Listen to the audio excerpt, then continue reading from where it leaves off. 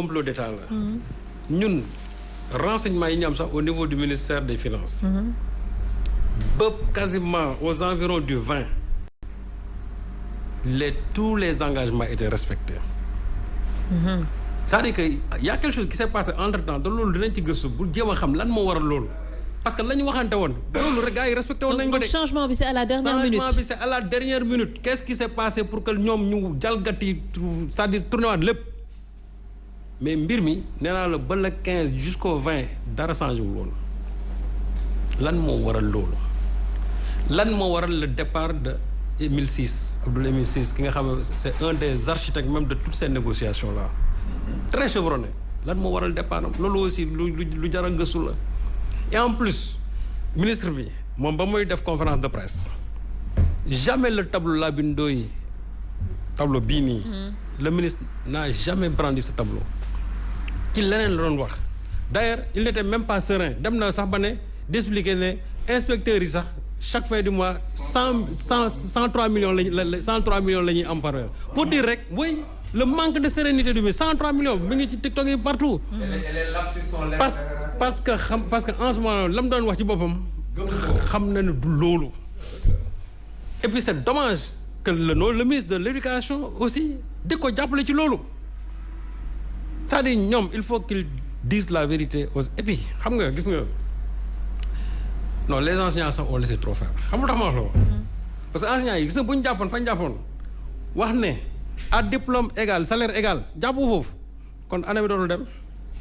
mais les enseignants ont fait trop de concessions. beaucoup d'efforts. dañoo dema c'est-à-dire ils ont fait trop de concessions. parce que bu ñu taxoon tey daal ne ki nga xam ne dafa am bac plus 6 di am chaque fin du mois 1 million ñun ñu def bac plus 7 chaque fin du mois dinañ am aussi 1 million. mais les enseignants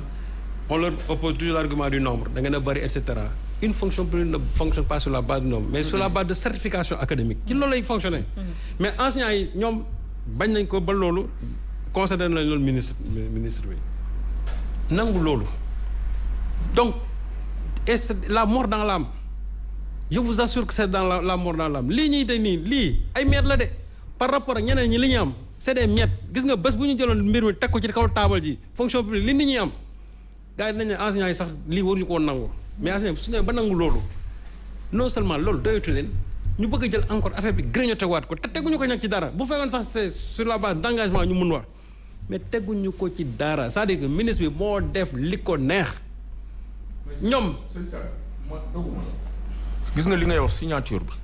man stylo bi boo ko yëkkee du ma signé maa bokk ci ñu mujj signé. et semaine boobu dama feebar parce que j'avais le corps gros. j'avais non. je sais Alaaji Malick non dama lay wax parce que moi j'ai jamais eu je leur ai dit. ma ne nag nous sommes dans des structures démocratiques. beneen affaire boo xam ne nee na nga may ma c'est important. bi affaire bi amee dama woo ministre bi Talla mu ngi may dégg. li nga wax dama koy confirmer. effectivement premier chargement bu ñu def ils ont respecté ce tableau. dañu respecté tableau bi premier chargement. parce que ministre bi nee na jàngalekat yi nañu xaar bulletin yi génn mais c'est grave lu mu wax Abdoulaye Daouda Diallo il est ministre des finances mais il ne connaît pas ce qui se passe dans son ministère. Absolument. Il sait pas qu'aujourd'hui avec l'application e-solde mun nga nekk Kolda nga télécharger sa bulletin génne ko kon bu ñu demee ba xam ne jàngalekat ñu ngi génne seen bulletin dañu bloqué. dañ ko bloqué mais premier chargement ils ont respecté le tableau. léegi bi ñu demee ba ci biir la ñu rocci lu ñuy rocci et j'ai appelé parce que ñun on a une démarche d'alerte woo naa ministre Talla ma ne ko yow yaay ndeyi mbili gi nii laa ko waxee.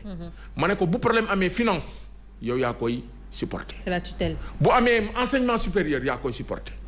fagaru nag moo gën faju il m'a dit qu'il va me revenir ba tey j'ai appelé madame le président du haut conseil du dialogue social ma ne ko ñun réew mi du ñu jël gaal du ñu dem Ceuta du ñu dem Melilla c'est ici pour parler comme Jean Ziegler dans le cerveau du monstre qu'on va mener le combat wax leen ci mbir mi. j'ai appelé la société civile ñoom ñëpp woo naa leen ma ne leen yée ngeen ni seetaan te Olof Ndiaye nee na seetaan ci sot la bokk tout le monde ñoom ñëpp ils ont été avisés donc premier chargement yi effectivement ils ont respecté le tableau mais li nga wax parce que man lu ma leerul du ma ci wax li nga wax ñun tam ñu ngi koy gëstu le départ aussi de l'ancien directeur parce que ñun du ñu personnaliser débat bi ñun amuñu problème le ministre on l'a cité parce que dafa génn wax loo xam ne dëppoowul ak dëgg moomul réew mi yàlla moo ko fa teg yow fi nga toog nii Serigne Saliou yàlla moo ne woon ala kulli haal di nga nekk fii di nga fekkee émission bi yàlla nañu yàgg ñu fekkee yàgg ko di ko wax di wax luy doxal réew mi lu jëm ñun yàllaa ñu nattu teg ñu ci bopp syndicat yi réew mi ñu bokk ko bu dëgg jotee dañ koy wax donc c'est ça la vérité léegi nag je termine par ce que mon camarade a dit Sanoussi je crois que y a un sabotage systématique de l'école sénégalaise. Absolument. Parce que tey jii lii ça ne s'explique plus je dis dans les coins les plus reculés CREI gars yi dañ ko tëj école yi et message yu may jot on n'a pas besoin de négociation et de monitoring nous exigeons le respect strict du protocole des accords jeex na tag buñ ko mënul nag nañu dem tëj école yi ñu toog et ils n'ont qu'à en assumer les conséquences actuellement ñoom loolu mooy dëgg li ñu war a xam mooy l'heure des négociations moom romb na c'est plus d'actualité actuellement fi ñu toll nii c'est l'heure de la matérialisation des engagements loolu suñ ko mënul ce qui est sûr et certain mooy que cette année-là est encore compromise te gis nga li ci metti actuellement Abdoulaye Daouda Diallo il paraît que il est en train même de faire la pression sur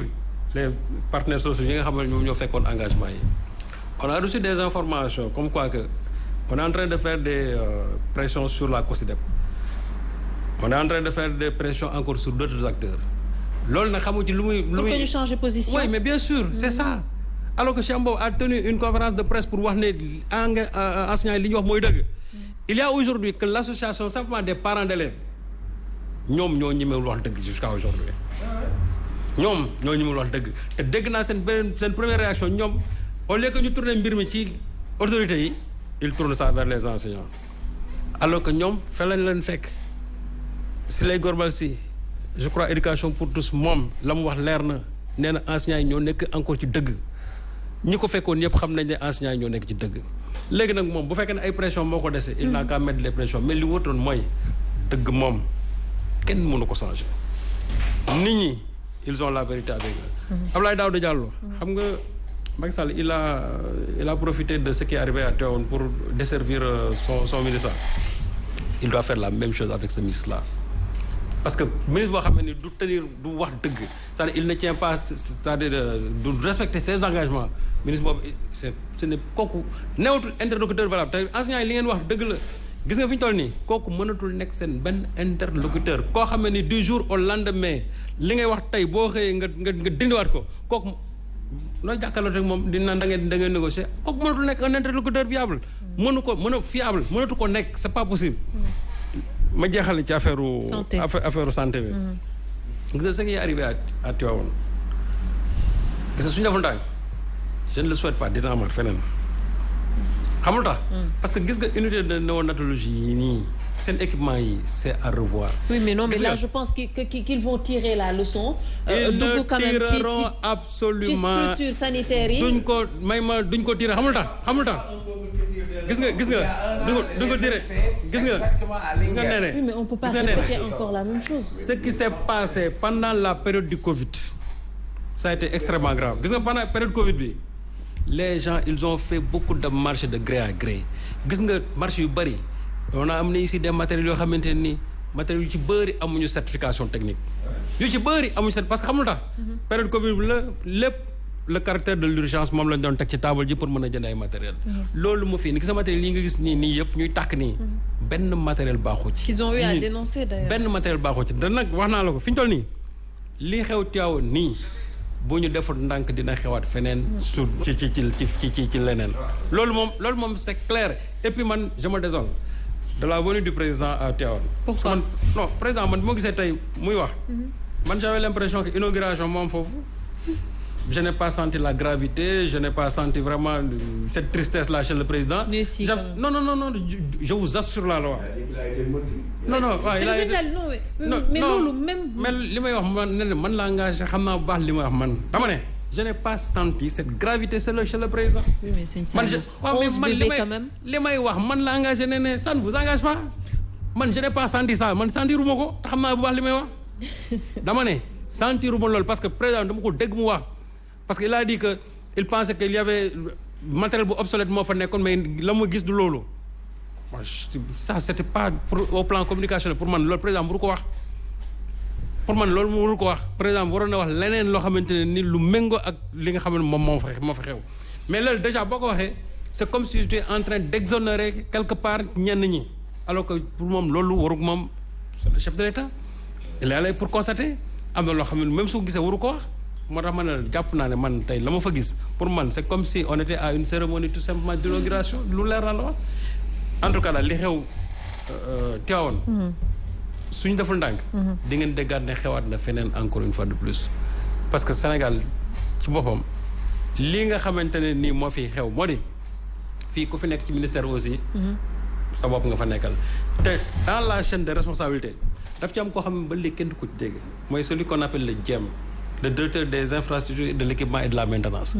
kooku moo yore lépp te pourtant doo ko dégg jamais ci cette fois-ci ils sont pas responsables. C'est pourquoi du fait de la réforme eux ils ne gênent pas directement les hôpitaux ils viennent en appoint aux hôpitaux et c'est eux qui supervisent